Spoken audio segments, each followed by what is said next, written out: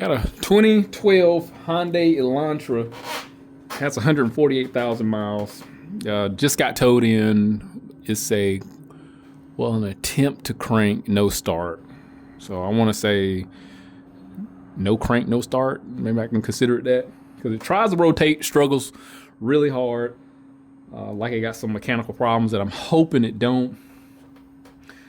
This car has been having some issues like stalling randomly with a company with a dead battery. I did put an alternator on here as just a preventative thing because it came about twice with a stalling accompanied with a dead battery. So naturally I'm just gonna be like, look, put an alternator on it. We did. We'll last it for a while. And now it's back for it just doesn't crank up. So I need to experience that. Big thing we need to note, this is an oil eater. So she was proactive, adding oil. This is that car, as a matter of fact, this is that car I documented doing a timing chain on it. And this is the one that had no codes, diagnosed it, did a crank cam correlation, pulled the waveform and found out the exhaust cam was out of whack. Pulled the actuator and was confirmed that the pin sheared. So this is that car. It's back now. So the first thing for something like this, we need to let you hear it, see what it sounds like, and we'll go from there. I think it's going to get to the point where I'm gonna have to cut the oil filter open and examine that, because a lot of times what will happen, because there's oil in it, people will have a propensity to add oil after they see there's an issue, thinking it's going to heal this vehicle. The battery currently is at 10% right now. It was low, lingering at 11.6 volts. I'm going to put the charger on start, and we'll see what takes place.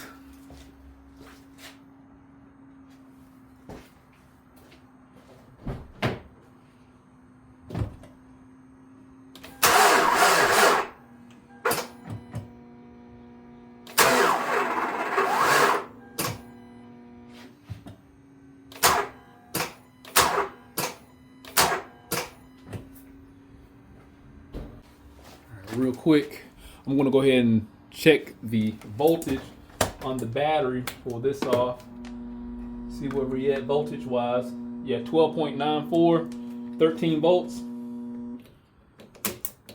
I really think we're just dealing with something mechanical.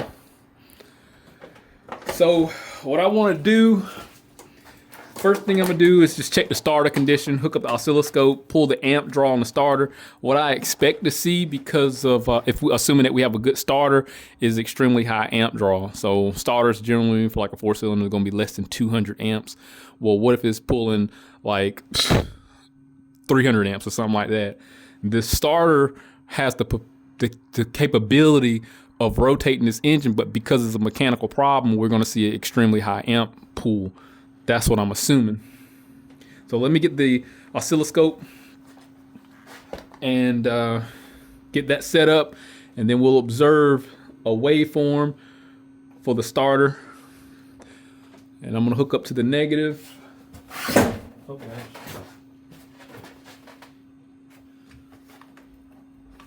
I'm not sure which one of these go to the starter. But I can simply just hook up to the negative because that's the lone wolf there.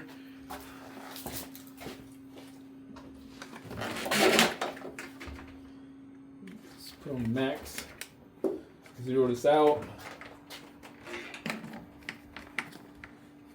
Make sure it's closed.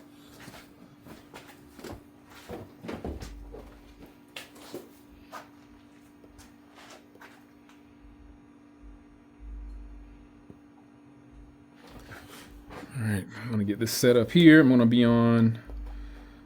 put it on 5 volts. For every 100 millivolts, we're gonna be at 100 amps.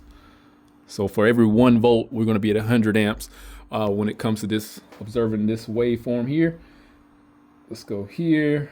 So we'll see if it supersedes the typical waveform we see with the 4-cylinder. Put that right there. We're just gonna zoom in on that joker. Here we go.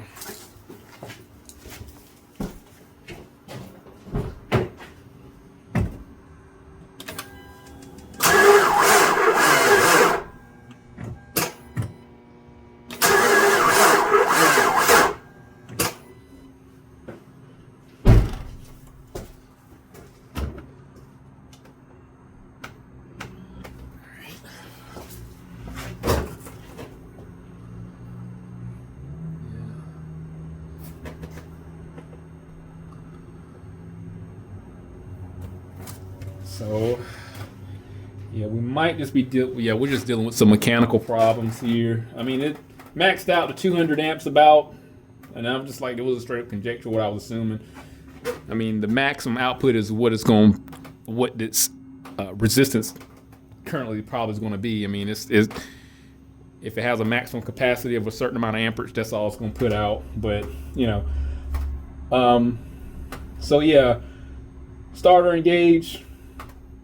The motor draws about 200 amps, and it just holds.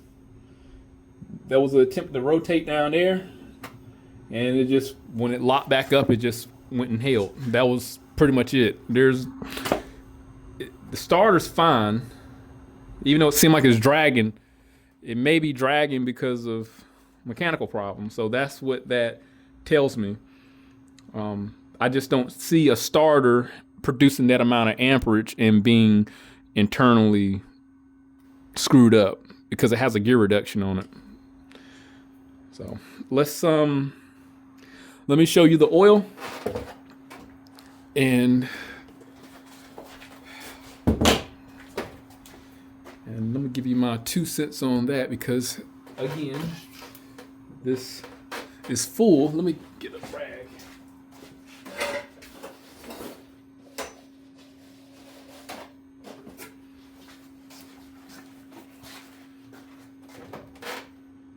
So what I'm looking for is just ferrous metal, like bearing material, little sparkly bits.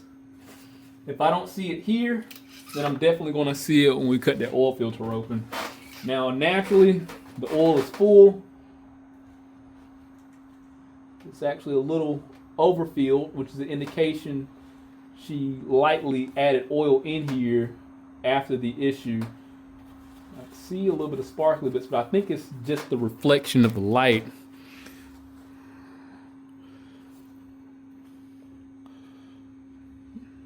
Yeah, I think that's just the reflection of the light, and I'm looking at, yeah, the filter's gonna be the telltale though. Let me put it back in there and show you the oil level. Here's the oil level for you to witness. It's overfilled. And again, when they're overfilled like that, out of desperation, they'll just add oil, expecting it to fix what they should have been on top of the whole time, and it's clean too. I have to look at the oil change interval and see how black it's supposed to be, because the further out from the interval it is, the worse it's gonna look. Let me go check that. All right, current mileage is 148,314. The next oil change interval is 151,254. So that's about 3,000 miles to the next oil change interval. So she probably been riding on it for 2,000 miles without the oil change. I'm assuming that they do it at 5,000 mile intervals. Not sure. But I mean, we could be, dealing with the bad AC compressor. The compressor could just be locking up. One of the components on the accessory belt could be locking up. So, it's probably worth pulling the accessory belt off first before we go any further, because that's what we could be dealing with. A locked up AC compressor. The belt doesn't feel warm though, but it's worth a try before we go under there and take that oil filter off.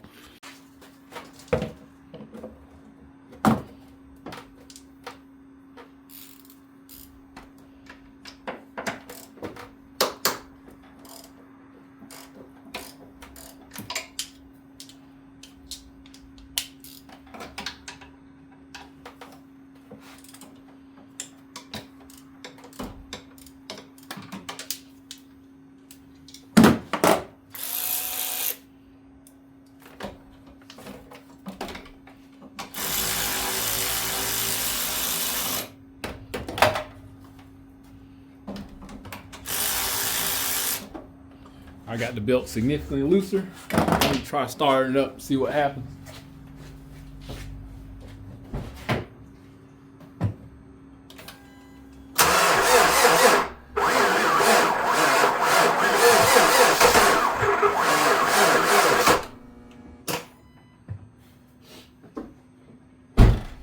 that sounds like a spun bearing. That's exactly what that sounds like. I'm in denial, but I'm gonna question everything up until we get some sort of conclusion of what we're dealing with. But it sounds like a spun bearing.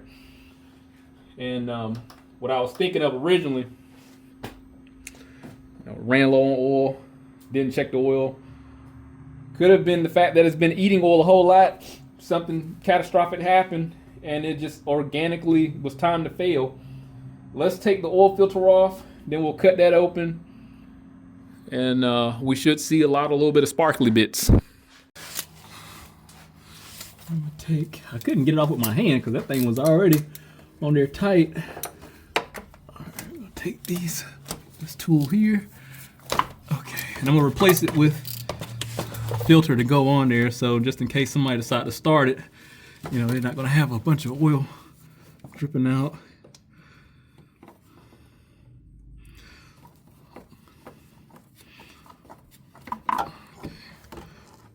Oh gosh, it's got a metallic look. Hold on. Just making a mess a little bit. It does have a metallic color. Yep. Yeah, I just know we're gonna see bits of metal. Let me leave this upside down, let it drain out, and I'm gonna put this other oil filter on here, clean my hands up because I'm making quite a mess.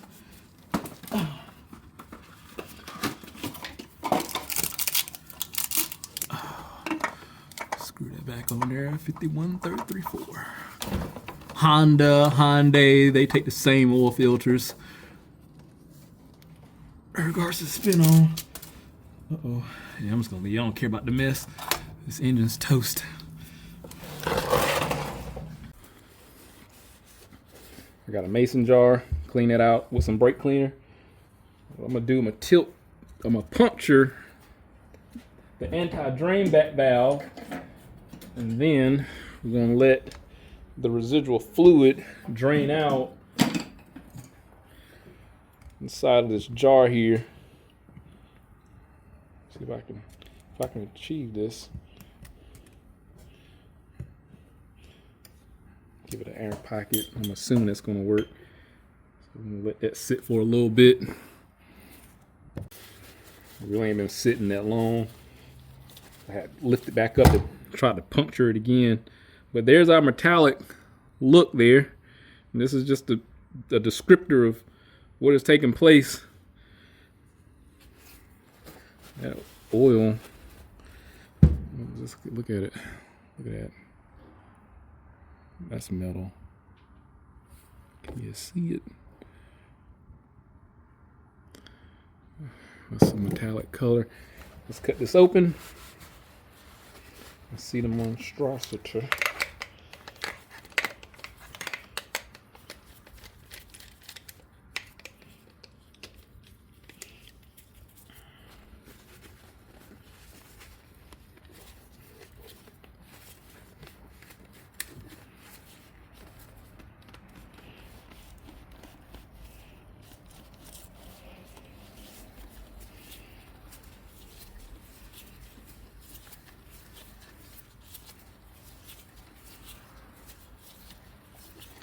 Oh shit. There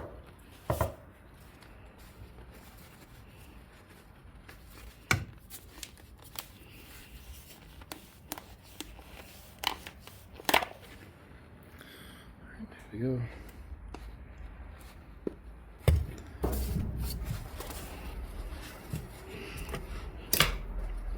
Oh, it looks very metallic-y.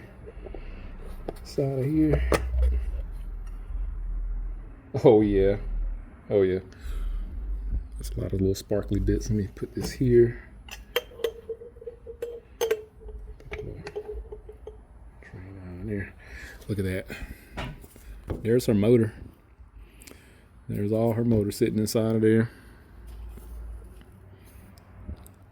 This look worse than that Ford Excursion I diagnosed with low oil pressure. She got some show enough chunks in here. That's crazy. Well, ain't no resurrecting this thing from the dead unless this get a new crank, oil pump, bearing set.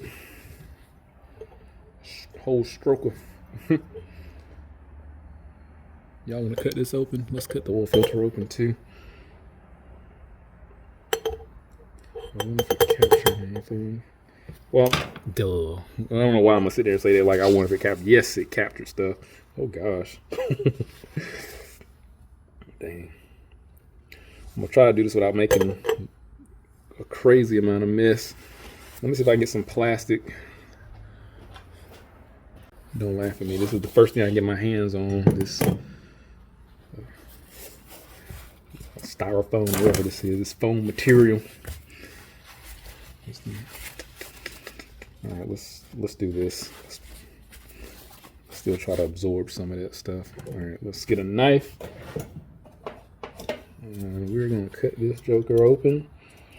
Lay it out to the side.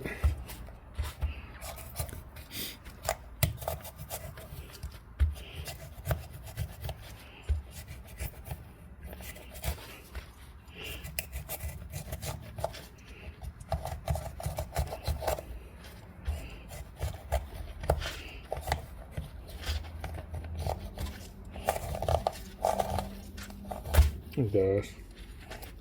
In all fairness, this came from Harbor Freight.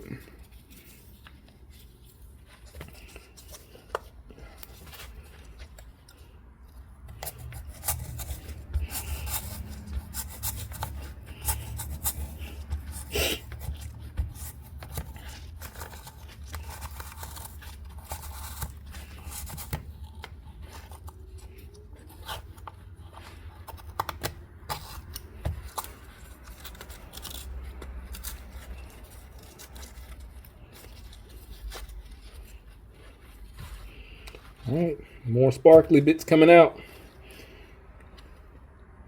Here's the scroll. Let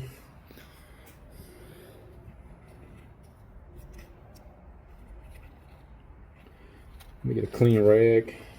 All the major stuff got caught at the bottom. So it's going to be pretty hard to see if anything is going to be stuck in the filter. I mean, the oil did its thing by not allowing it to linger in the pleats. Yep, there's more metal.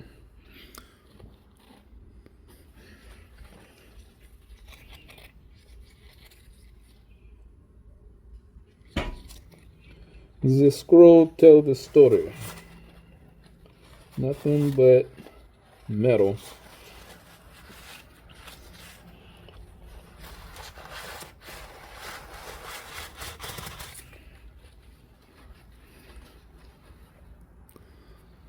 Nothing but metal. She gone, boys. I mean, really, I don't have to look anymore into this, but I kind of felt like cutting something. At the same time, I inspect our Harbor Freight cutting X-Acto knife, what would they call that thing? I didn't expect that to break either. Quite embarrassing. Oh, there's a lot more chunks there. Good gracious.